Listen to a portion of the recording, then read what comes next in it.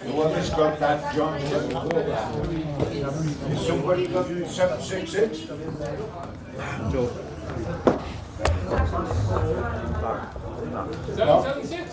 766. Sorry, hang on. Around the toilet. I am so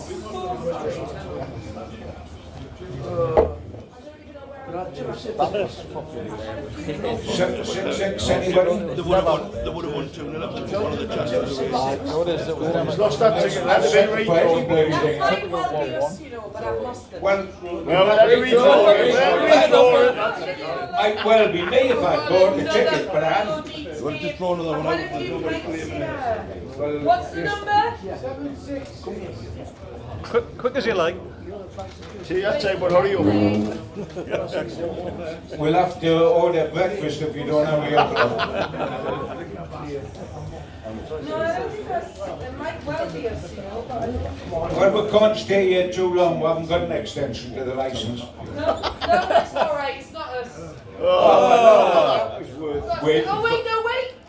No, we can't wait. And you're like bloody bar flower. I I'll know, tell you that. You're like bar. 766? Yes, we've got it. It is us. John. Sorry. Hey, Too no. late. Sorry, everybody. Right. 3 hours, 15 minutes. Right, let's go on. I don't think we want to discuss what we've just watched, because we've just watched Bournemouth away, but worse. And 2 mistakes by Trippier. It was so much class, and he was desperate there in the second half. Bad result. We've got to go to Spurs. Just one little question to you, and that's it on this. Well, it just proves what a tipster I am. And it was disappointing. He'll be disappointed with the total display.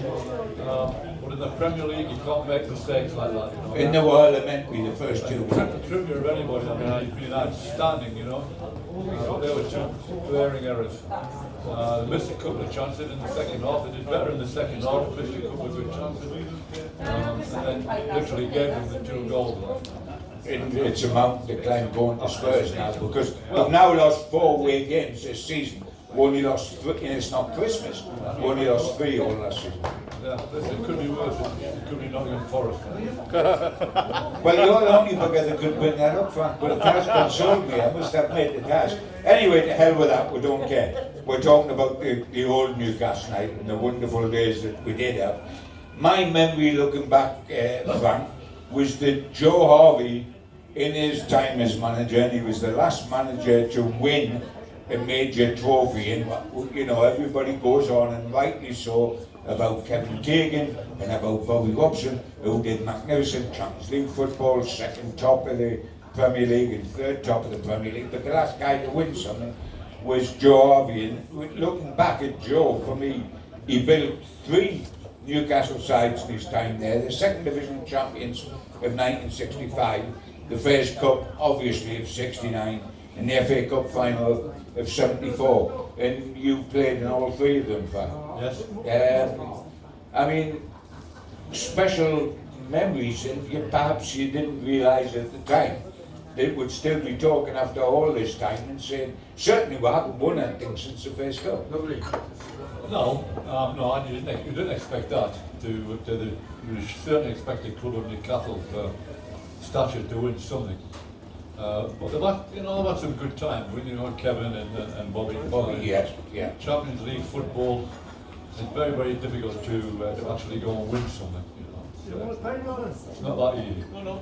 But we might have won something domestically in those 50 odd years. One of the 2 domestic cups. Yeah, but we haven't.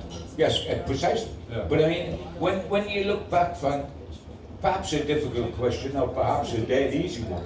Which was the best of those 3 Newcastle sides? The 65 2nd Division Championship, the 69 Fairs Cup, which would seem the obvious answer, and the 74 FA Cup final. Well, there were different, 3 different types of teams, really. The team that got promotion was built on a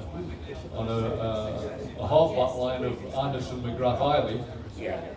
All of whom were ball players, believe it or not.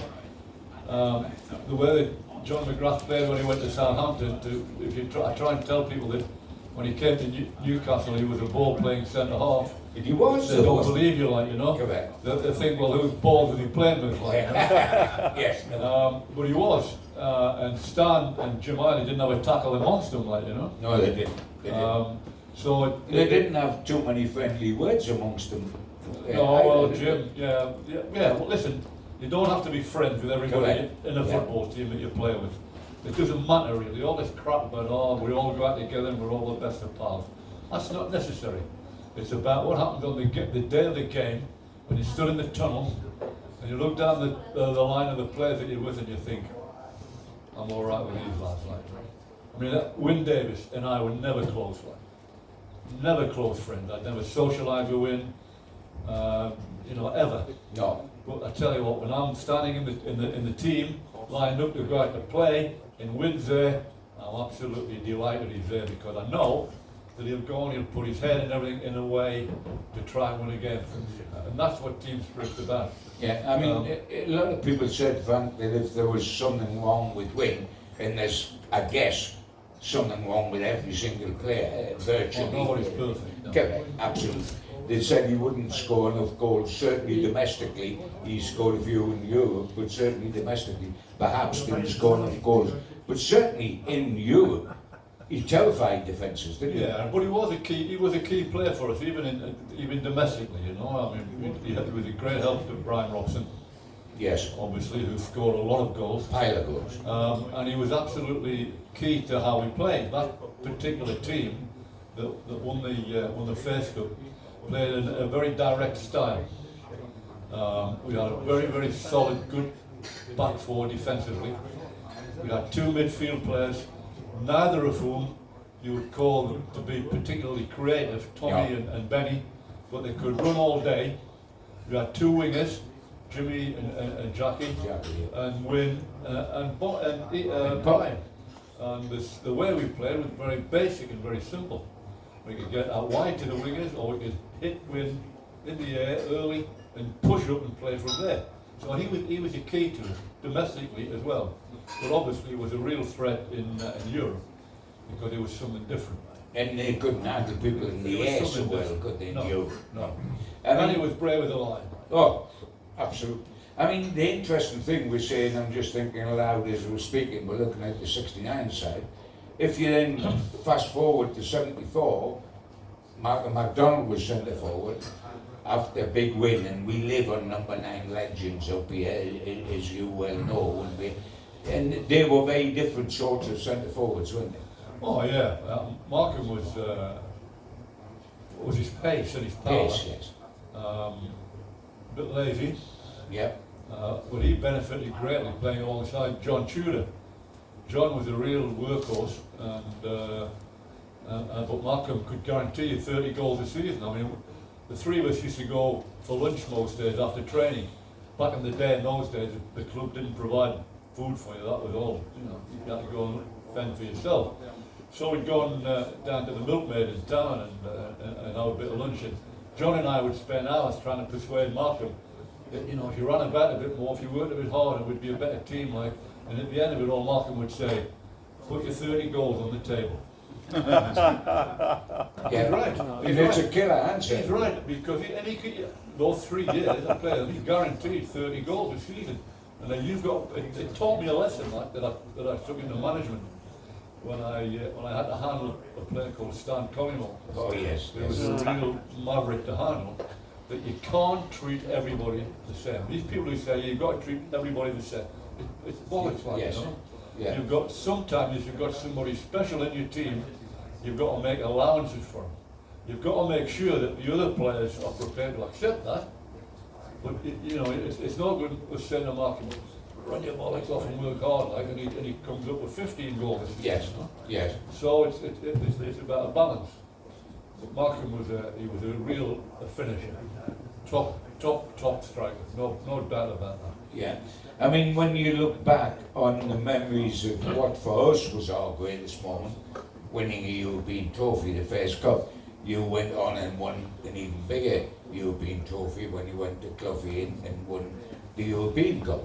So 2 unique moments, and I think they're unique, Frank, because you weren't with two clubs that regularly dominate Europe. You know, if Man City or Man United or something, you expect them to do well in Europe. Forest and Newcastle haven't a history before that or afterwards of dominating Europe at all, and you were part of two crucial sides. Looking back and looking at ours first, our first cup, your memories, anything jump out about the run to the final or the final? Well, listen, the first thing to say, that I was incredibly lucky to get into very good teams at one thing, you know. There's a lot of rubbish talk about Harry Kane. How can he be a great player? He's never won anything in his life. He's a great player. Yes, he is. Yes, he is. You have to be lucky To get in the to side. be in a team to win things. But he's a great player. You can be a great player without necessarily having a cupboard full of medals. You know? So I was very lucky, you know? And I came to Newcastle when I was 19, and I broke my leg. Liverpool against Tommy Smith. who tended to do that, of course. Yeah, I don't listen. I'm not. You're not saying it was I'm not saying for a deliberate. minute it was deliberate, but he broke my leg, and I was out for 11 months. And then I got fit, and as I got fit, I don't know whether you remember a lad called George Dalton. Yeah, Remember Newcastle George fullback. Dalton? Newcastle Well, fullback. George Dalton was a wing half, an old-fashioned wing half. And when I broke my leg and Colin Clish, Joe Harvey decided Colin Clish wasn't the answer to left back, he moved George Dalton to left back. And George did so well, he was picked for the England under 23. Yes. You know.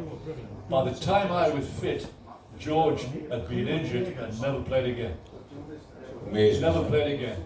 So there was a gap there for me, and I think Joe took a bit of convincing really to put me in there, you know. And I also remember a bloke, one of your colleagues, I don't know whether he's still alive, Alan Sleeman, is he still alive? He just died recently. Are they? He just died recently. Well, when we got promoted from the second division, the old second division, into the first division, Sleeman did an article before the start of the next season in the top division.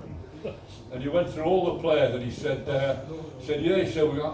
Frank Clark isn't ever going to be good enough for the surely only Frank Clark's mother thinks he's good enough for the first division. Really? Yeah, I've never forgotten that quote. Alan Sleeman wrote that line, you know. And I thought, Christ, that's a good start line. You know? Yeah. But Joe, anyway, so Joe showed a bit of faith in me. I was going to say about 470 odd games later. Yeah. So you got to be lucky. Well, it's not all luck. It's not all You've got to luck. be lucky to be in the right place, to win things, to be in the right place at the right time. Yeah. But then you've got to be good enough to do it. Yeah, but you can be a great player and never play in a team that wins anything, like Harry Kane, you know. He might have Bayern Munich, but Yeah. he's had a Yeah. fantastic career and he's a great player. He ain't got a medal in his cabinet, like. Yes. Yeah. I mean, when you look at that first cup one, when I look back, and I mean this as a compliment to the team, there was almost a certain naivety about it. We didn't have any fear because we didn't know what we were facing. Good We word, were that, quite John. naive, weren't we? Yeah, good word, naivety. We qualified in a very strange way. Yes. You know, we actually finished 10th in the first division, and because it was called the Intercity First Cup, with only one club per city could play in it. So I won't go into all the details, but we managed to get in there, and the press were horrified and gave us a right load of stick, like, you know. And our attitude was, well, the hell with that, we're in there, we'll go and do what we can, we'll enjoy it and make the most of it, you know. And it was amazing. I mean, the first game was Feyenoord, and who were there, never heard of them, like, you know. And Jeff Allen has the game of his life, destroys the right back, and we beat them 4-0. Yeah. And we managed to get through it with great difficulty in the second leg. Now that Feyenoord team, the same team, won the Dutch League that year and then won the European Cup the following season. And we thrashed them, you know. Yeah. If we'd known how good they were, we probably Would have been tough, would have turned up, you know. Yeah. And it was that right through the competition. And But what people perhaps, and I mean, we beat Glasgow Rangers in the semi-final. I mean, there was 70,000 when Willie McFall saved the penalty up at Ibrox, and there was a riot down here after we went 2-0 up with the old bottles coming on. They were all empty, like, because their supporters are dry and hide them in us, like. Well, that was an amazing night, wasn't it? It's not the best way, one way, the best way, but when the riot happened and they all came on the pitch, we were winning 2-0. About 20 minutes to go, 15 minutes to go. Yeah. And we all like rushed to the touchline to get off the pitch, and Willie McFall turned round and he was, listen, if you want to listen, if you want to talk to yourselves, you'll go out. Oh! Because I ain't going to talk with a background of other people chattering away in here. Like. Anyway, Quiet! Willie McFall turns around and he's going to go back on the pitch. And I said to Willie, where are you going? He said, I've left my cap and gloves in the back of the net. I said, well, fucking leave them, I'll buy you a new set next week. And the Rangers chairman came into I'll never forget this, came into the dressing room, nice old fellow he was. And he said, listen, I'm assuring you that whatever happens tonight, you will go through from this tie. Whatever happens, we will forfeit the tie, which I thought was to say, you know. Yeah. And as you know, we went back out, and we did all right, you know. We managed to keep them out. But I was still single at the time, and I'd arranged to meet this girl I was seeing at Marlborough's. The bus station. Bus station, like, you know. She was coming in on the bus, and we were going to Grace Club. So I What a surprise, so I go down to meet her off the bus line, and all the coaches for the Rangers supporters were in the market down there, like, and they're all piling past my car. I'm on the floor, hoping they're not going to see me. Nine on the deck. But yeah, it was turned out to be but they were, I mean, they, you know, every game we played were the underdogs. Yes. Every game. But I mean, in the final, people today don't realise, the young lads, I mean, if today, you think, oh, hungry, what's hungry? Joe Bob, that, you know, they don't have great size. They had great size nowadays with Pushkas and the international side. Williams Pestosa were one hell of a side. I mean, they've beaten Leeds home and away in the previous round, and Leeds won the title that year by a street. Don Revie said they were the best team in Europe. Yes, he did. And so we were massive underdogs in the final. And the first leg was, I thought, was a terrific game. It's a James Paul, we could beat anybody. Yeah. With the crowd and the atmosphere, and as I say, we were very solid back four. We could what a good defensive team. Good defence. And for about an hour, it was a ding-dong game that could have gone either way, like, you know. And they tell me that they'd spent hours coming up with ways to stop when Davies scored a goal. And who goes and scores 2 fucking goals? Bob Moncur. who they said, who's he like? Where'd he come from? To be fair, we said, what's he doing up there? You know? 2 fantastic goals. And then got another one out there. And then Jimmy Scott gets the third one, which really puts us on a, you know. So we got there for the second leg, and it's really hot. It gets hot in Hungary in June, I've got to tell you. And we come off after the warm-up. Joe took us off. We were warming up, it was too bloody hot. And they were knocking it about. And the first half, we 2 down at half time. And they looked a good side. And Fine. if it hadn't been for Willie, would have been out of the game altogether. 2-0, hanging on.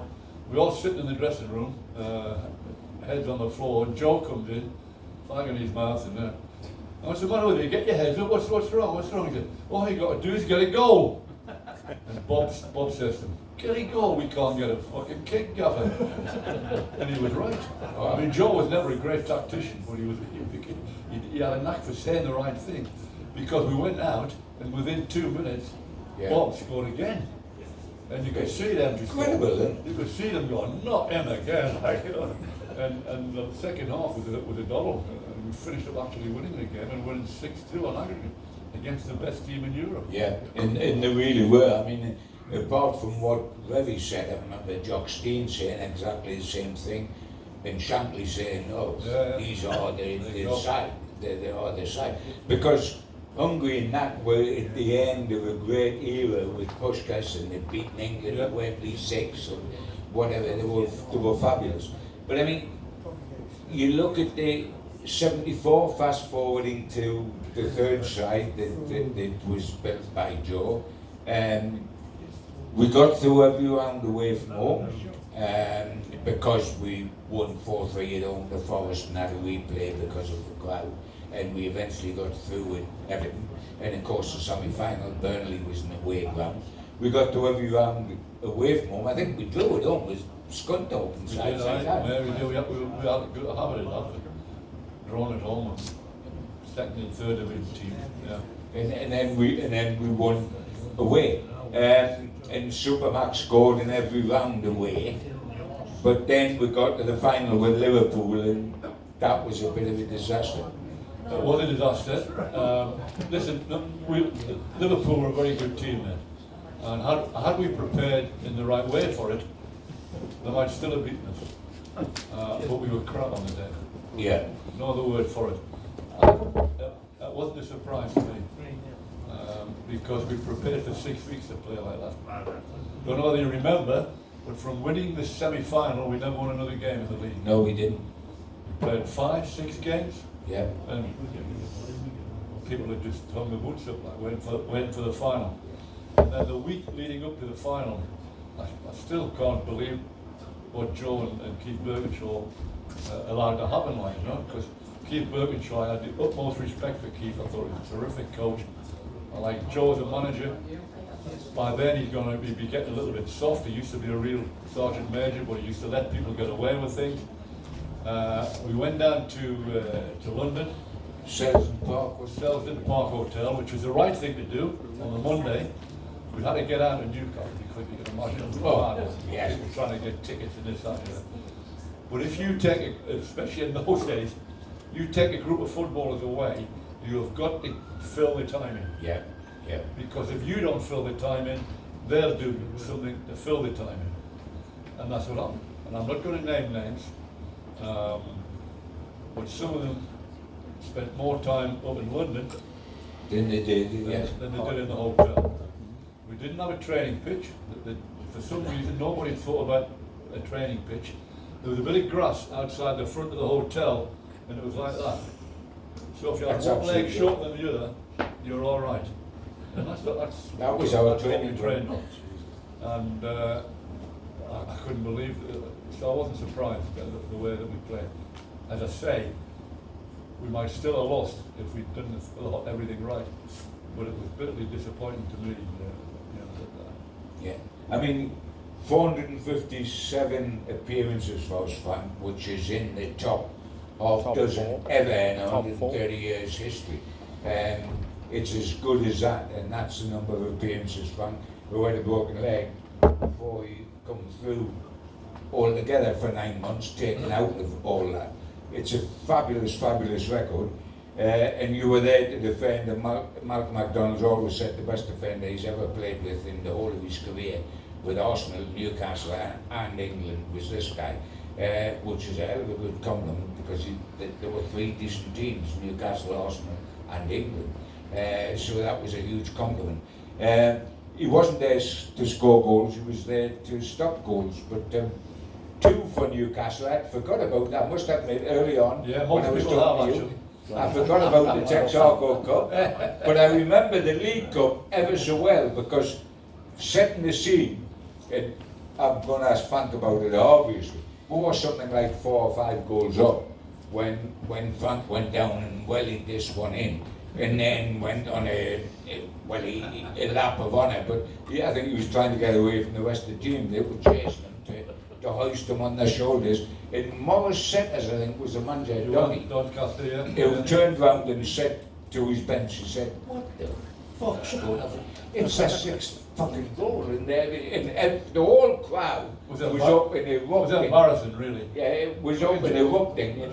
Jimmy Rush, director brought a bottle of champagne into the dressing room after the game, like. Well, I remember the next home game, they go, the Chronicle got a silver, and I presented it to Frank on the pitch to commemorate his fucking goal. Embarrassing, isn't it? It was, There you go. but it was terrific, but then But the it other was goal- like that, wasn't it? The other goal in the Texaco Cup, it was against Dave Lashford, Birmingham City. Right. And it deceived him on the third bounce. Did it? Right. Did you put a spin on it? Yeah. The third I bounce. deceived him on the third bounce and trickled in the net, yeah. But Te- then I scored a league goal for Nottingham. I was going to say, let's go. And when you played centre forward when you scored for Nottingham Forest? Believe it or not. I mean, Cloughie was a genius, but turning this fella into a centre forward took some doing. Listen, believe it or not, because there was no television camera there, so there's no evidence, but you'll have to believe Are you it. sure it happened? Yeah, it did. Back in the day, there was only one sub. Teams only had one sub. And I'm sub this night. And we play Ipswich away. And I'll set the scene. The week before, we've drawn it with confidence, which means we've won the title. So we won the title, so the lads have been on the pitch for 3 or 4 days. And Ipswich are playing in the FA Cup final the following week. So they're not too bothered either. So the game goes on the first half, and it's crap. It's a real, you can tell nobody really wants to play like. And coming at half time, Cloughie goes absolutely berserk. He goes berserk, like. And everybody's sitting, keeping their head down, not saying a word. And we had a striker, Peter With, who came up here. Yeah, he did. Great lad, Peter. Good player, not the shrewdest in the box, not the brightest. No, he wasn't. No, he wasn't. No, And he bit back at Cloughie. Bit back at him. And Cloughie said, "What? Get in the fucking bathroom." And he pointed at me and he said, "Get warmed up." So Willie didn't ask going he's off, he's in the bathroom. I'm warming up in the dressing room. Like. I'm looking around the team and I'm thinking, what's he going to do here? Like. He didn't say anything. And Ian Bowyer was playing left back that day. I'm thinking, right, just think, Bomber up front. He'll be moving. And I'm going left back. Anyway, I'm walking. He still hasn't said, the bell goes. He still hasn't said anything. I said, "Boss, where do you want me to play?" I said, "Go and play centre forward. You can't get any fucking worse than him today." So all the lads are going. Can't believe it, like, so out we go. And Ipswich had a centre half called Alan Hunter. Big Alan Hunter, big Irish. Oh, yeah, he was related to McFall, was Well, he was Uli McFall's cousin. Ah, yeah. So I knew Alan quite well, so I signed up to him very, very early in the second half, and I said, "Alan, you've got the cup final coming up next weekend, haven't you?" Yeah, so what? I said, "Well, listen, if you keep away from me, I'll keep away from you, and I'll make sure you'll be fit for the cup final." He just laughed, he didn't know how to take it. Like. Anyway, so the game goes on, we get a corner. Now, believe it or believe it not, at Forest we never did any work on corners. On set Corners. pieces. Players just went and stood wherever they fancied it. And Robbo would put it on anybody's head. You know. So I'm standing, I don't know where to stand. I'm embarrassed, like, you know. And so I'm trying to look as though I know what I'm doing. And Robbo takes this corner, drops right at my feet, 3 yards out. 3 yards out. Fucking smashed it in the net, like. Players erupted, didn't they? Cloughie and Taylor off the bench, and I'm running around the pitch. Did it win the game? We won the game 2-0. That was the opening goal. Yeah, I think Archie Gemmell scored the other one. Just amazing, like, you know. Yeah. I didn't realise you were that good, man. Yeah, Peter Taylor went to see Bobby Robson afterwards to try and get the match ball. What, for you? For me, and Bobby wouldn't give it to him. He couldn't believe I played 400 odd games and never scored a game. Brilliant. So that was my one and only. But that's not bad, that, like. I mean, that is not Hey, bad. half a game in centre forward and 1 goal. It's not a bad record. Tell us about, because I was there and I saw the emotion of it, obviously, etc., but you know, your free transfer out of Newcastle, which to all intents and purposes on the day it happened, could have marked the end of your top flight career. You could have gone and played down the leagues or something. You did. Cloughie come in. They weren't in the top division then, they were in the second division, weren't they? And you know, you went up, you won the first division title, you won the European Cup, you won 2 League Cups. I mean, it was absolutely bloody unbelievable. I think it was the same time, was it not, as Joe went out of the club, Joe Harvey, the same summer. The day I, well, the day I was told I was getting a free transfer, the last game of the season, 74-75 season, we played Birmingham at home. We hadn't done very well last season. It's been a bit of a disappointment. I'd had 1 or 2 injuries, and Alan Kennedy was coming through. The last game of the season, as I say, we played Birmingham. I played, and I'm sitting in the dressing room with Keith Birkinshaw was the coach. Just the 2 of us, everybody else had gone. We used to do that and talk about it. And in comes Joe, and he said, "I've got some bad news for you, fella." He said, "We've all been sacked." Oh, Oh, great. He said, "I'm being moved upstairs. Berkey, you've been sacked, and you've got a free transfer." And the board have told me that. I was absolutely fucking devastated. Really was. I mean, you were due with Testy at that time. Yeah. And we just moved into a new house in Whitley Bay. I drove home, and my wife was putting the curtains up there. And I said, I hope those fucking curtains, you can take them somewhere else, because we'll be moving. Because I've just had a free transfer. What street was it? And I can't remember. And all the press lads were saying, including Gibson, "You'll be all right, you'll get a good club, don't worry about it." And after a month, I'd had 2 offers, one from Doncaster, and that was only because Stan Anderson was Stan was there. and another offer from Hartlepool. And I'm thinking, well, yeah, not too many great offers here, like. And then I got a call from Cloughie, who'd been away, didn't know about it, but Doug Weatherall had rang him. Yeah. Doug, like, Doug had was rung him some and good said, benefits. "Do you know he's got," anyway, I agreed to meet him at the Scotch Corner Hotel, you know, which is like halfway between Newcastle and Scotch. I set off to drive, and I think I'm big time Charlie. I'm in my brand new Triumph Stag that I've just bought. I get to the Tyne tunnel, and the fucking thing breaks down in the tunnel. And there was no mobile phones in those days, like. I do, yeah. I managed to get a message to my wife to get her to ring Cloughie at the hotel and explain it to him. And I got the AA there, got the cargo. Anyway, I got there about an hour and a half late. But he had waited, to be fair to him. And I'm going in and I'm thinking, 450 games at Newcastle, won the first cup, playing the cup final. Yeah. I'm all right here for a big contract. So I walk in and he said, "I've got 2 things to say to you before we start. First, I'm only signing you because we haven't got another left back in the club. And the other reason is you're cheap." That was free transfer. So that was my straight out the window. So it was yes, boss, give me that. Give me the thing, I'll sign it, like, you know. Can you, I mean, he's such an iconic name to everybody nowadays as well. He's transcended time.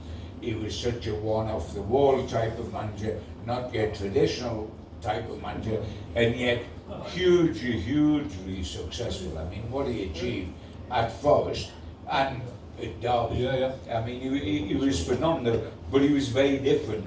Can you give us an insight into, you were in there with him, insight into Cloughie? Well, listen, he was a great man manager. I was talking before about Daichi very early on about man manager. Yeah. And that was his great strength. He never asked a player to do what he couldn't do. And as long as you tried to do the things you could do, you were all right with it. He had great charisma, and he was brave. Him and Peter, they signed Peter Shilton from Stoke, paid $350,000 for him. Now every scout and manager in the world knew that Peter Shilton was a great goalkeeper. Yeah. Nobody had the balls to go and pay £350,000 for him. What, that money for a goalkeeper? That's madness.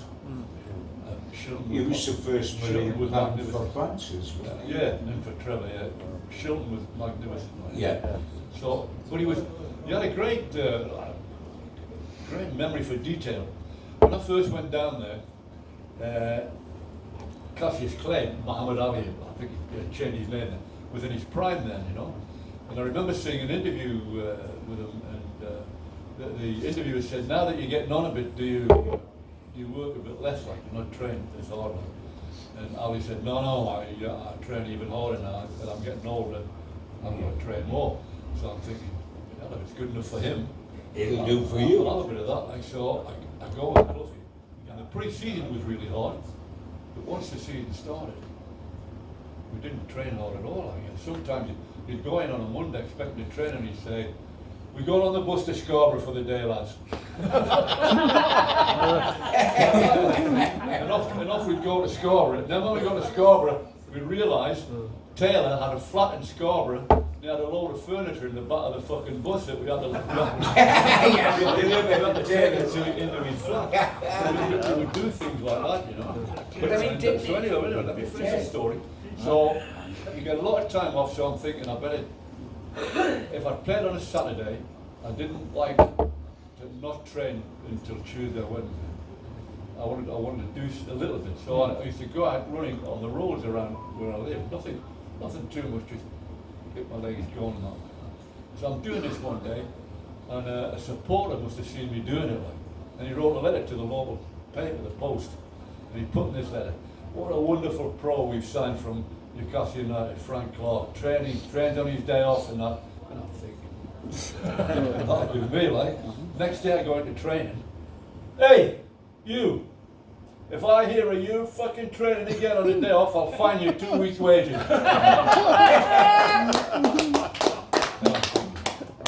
All right, boss, so I do as I'm told. 2 years later, my first 2 years at Forest, I played 110 consecutive games. Never missed a game my first two seasons. At the end of the second season, he called me into his office. And he said, well, clever bugger, he says, who's right now? And I'm looking at him, I'm thinking, what's he talking about, lad? I have no idea. He said, remember, 2 years ago, you were training, I told you not to train? 2 years ago, you remember. I'd forgotten all about it. And that was him. He'd never forget. He had a great attention to detail. Was he different, Frank? I'm thinking of what the reputation was, but you know if it's true or not. That he would just do something totally different. Like, were you on the way to Celtic and he popped in for a drink in a pub? Yeah, I wasn't there then, but I've heard that story. But yeah, he would. He would do that. We went when we played Liverpool in the second leg of the European Cup, beating them at 2-0 at home. Yes. We gone over the M62 on the bus, and he said to the bus driver, and this is the afternoon of the game, he said to the bus driver, Albert, you got any beer on the coach? And Albert says, it's in the boot, boss. He says, stop the coach, pull onto the hard shoulder, and get some beer out of the boot for the lads. On the day of the game. On the way of the game. I didn't have to drink it, but everybody could if they wanted.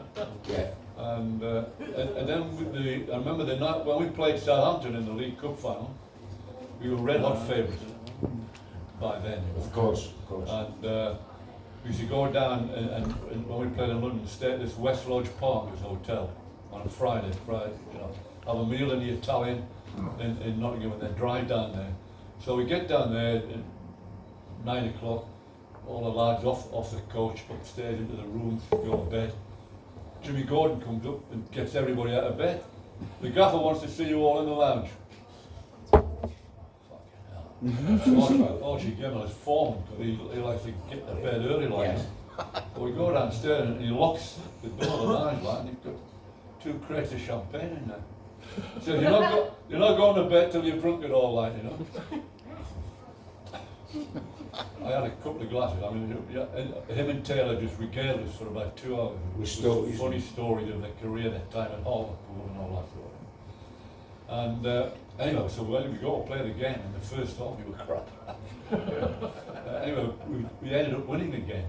And then, quite a long time afterwards, I plucked up the courage to ask him why he did it.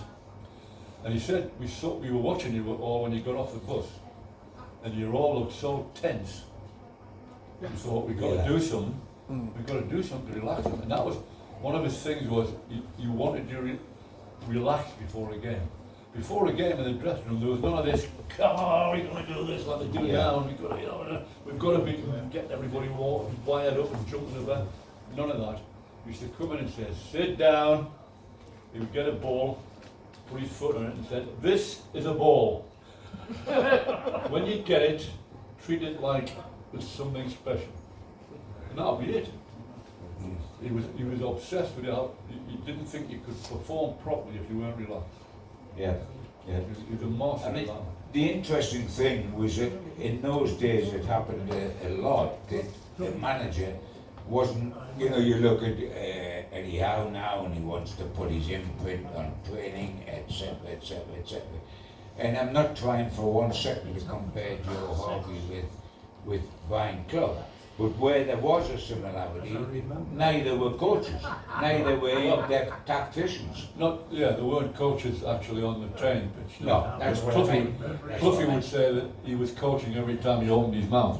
Yes, of course he would say that, but Well, yes, he probably I'll was. give you an example. John McGovern told this story when he first went with him from Hull. Cluffy took him out on the pitch one day and he said, run 20 yards. He wasn't very good running, John. He wasn't particularly quick like. So he ran at 20 yards, come back, and Cluffy said, right, now put that ball down and pass that ball 20 yards. Which he did. And now he said, which is the fucking quickest? Running with a ball or passing it? Great. No. Yeah, absolutely. Great coaching. Yes. He was obsessed. Simple. Yeah, simple, but great, I think. Yeah. An incredibly charismatic man.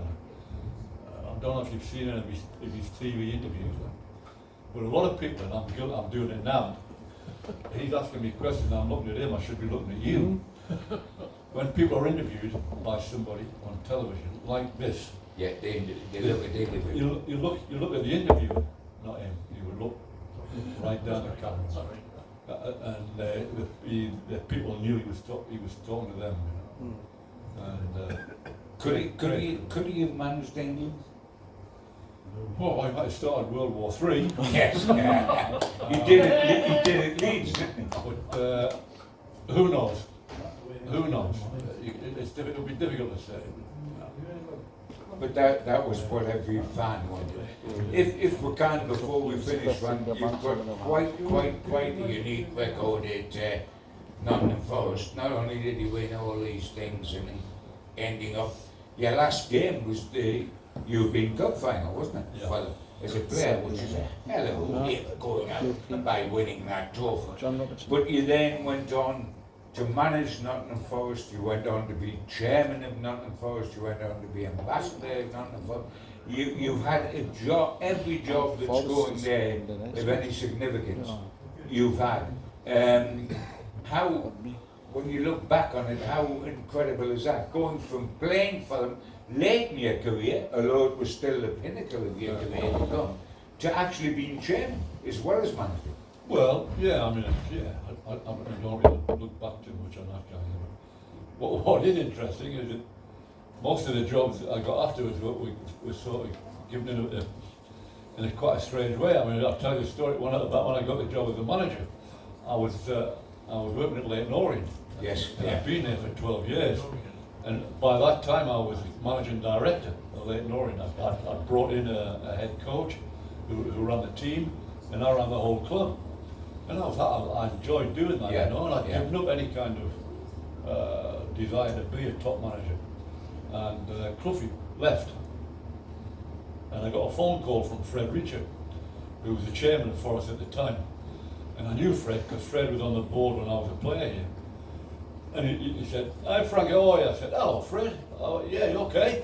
He said, "Have you heard that Brian's gone?" I said, yeah, I saw that in the papers, like, you know. He said, "Listen," I said, "you couldn't help me out, would you?" He said, "I've been turned down by 5 people, would you have the job?" And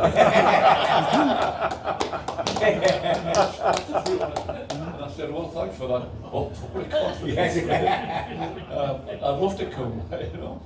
So I took the job, and my first week or so in the job, we had a board meeting, and Fred said in the board meeting, "Now listen, we don't hear any of this bollocks about consolidation. We've got to get straight back into the Premier League." All the other thing is you've got no money to spend. That's a good start. So, as it turned out, I had 3 players that I had to sell, and I spent all the money. Did say I could spend that money on players.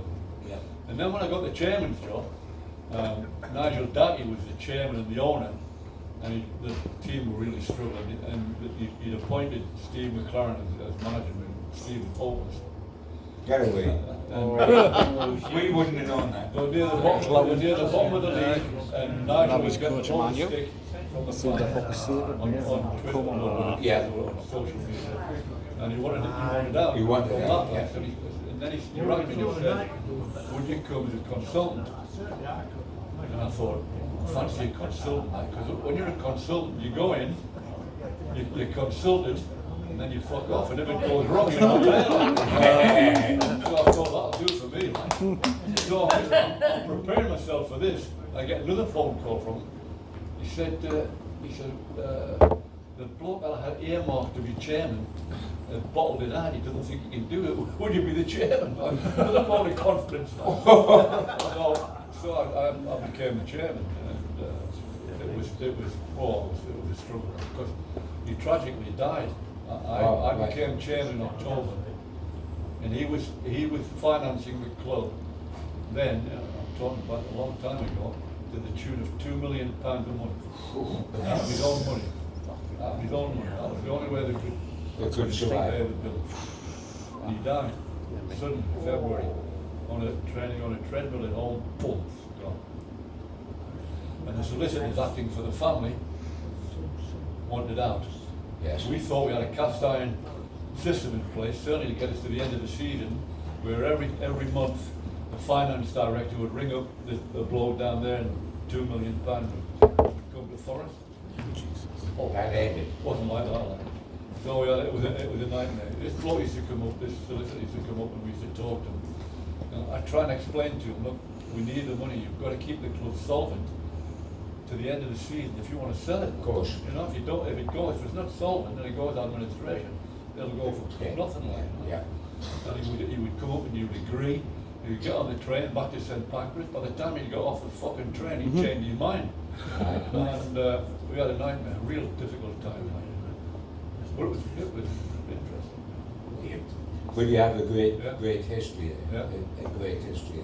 I mean, you must look at the situation now and think, well, I mean, with us, you're thinking, can we win something for the first time since you won something?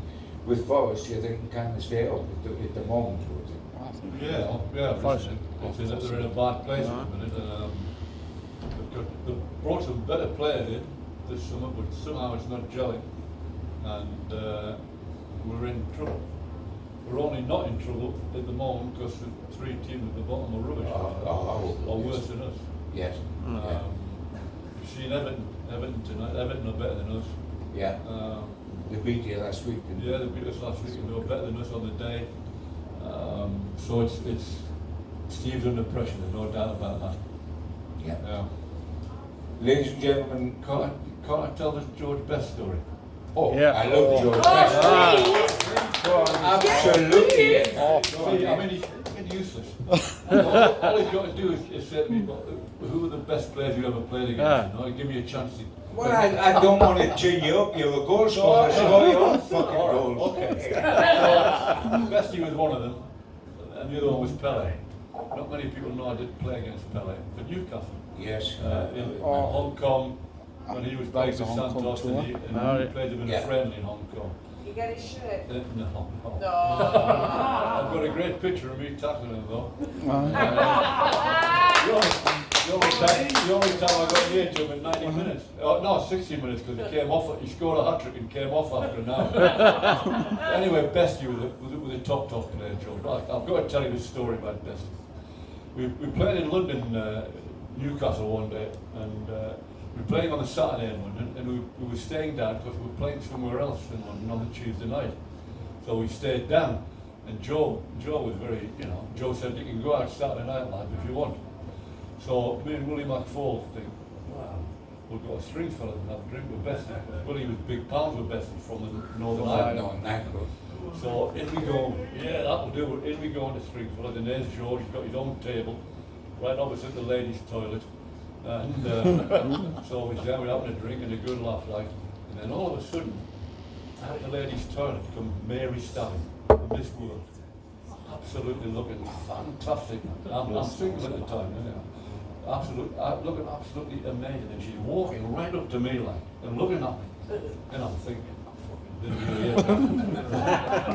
and she walks right up to me, and I think, I cracked it. And she said, would you like to dance? Oh, I said, I'd love to. And she said, well, fuck off on the dance floor so I can sit next to George.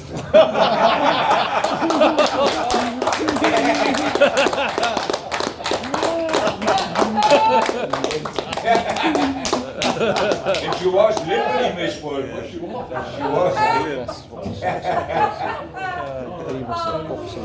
And what about Pele then, man? How close did you get, apart from tackling him, how close did you get to Pele? Well, at once, he was really, you know, he was really well built. I mean, you have to be tough to survive. Yeah. 1,000 games like he did. Oh.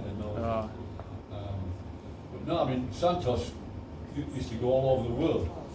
As soon as the regular season finished in Brazil and there weren't any international games, they would go all over the world playing exhibition matches, cashing in on LA and Edu and people like that. And we just happened to be in Hong Kong at the same time. And as I say, I played this game in Happy Valley. They beat us 4-2. But the best goal of the game was scored by a Newcastle player. Tony Green? Tony Green. Remember Tony Green? Yeah. Fantastic player. He only played 39 games. Yeah. Oh, I remember the day like yesterday. I don't remember many individual games and days in my career, but I remember that day, Crystal Palace. yeah. He's dancing down the pitch like he used to do with that ball control. Oh. And people playing Blythe, Jim Blythe was. Yes, it was. It was. Didn't really tackle. No. He just stood up wrongly on the ball, like, and went over and twisted his knee. And in those days, you know, medical science was Poor. poor. Nowhere near. I mean, he'd have been okay today. He'd have played again, but he never played again. It was such a tragedy, like, you know. He scored a wonderful goal that day. It shot him from about 30 yards, top corner. And I said, there you go, Pele, that's how you do it. And then he scored 3 in 10 minutes and buggered And up. I'll show you. Hey, there's not many people that can say that. 4-3 and went off. Yeah, fabulous player, fabulous player. Okay, ladies and gentlemen, we'll leave it at that. It's been a delight to talk to Frank and have a good night after what happened there. Put your hands together, thank one of our greatest ever players, Buck Clark, ladies and gentlemen. Frank Clark. Sorry about the result tonight. Oh, it is what it is. Absolute pleasure, man. Thank you so much.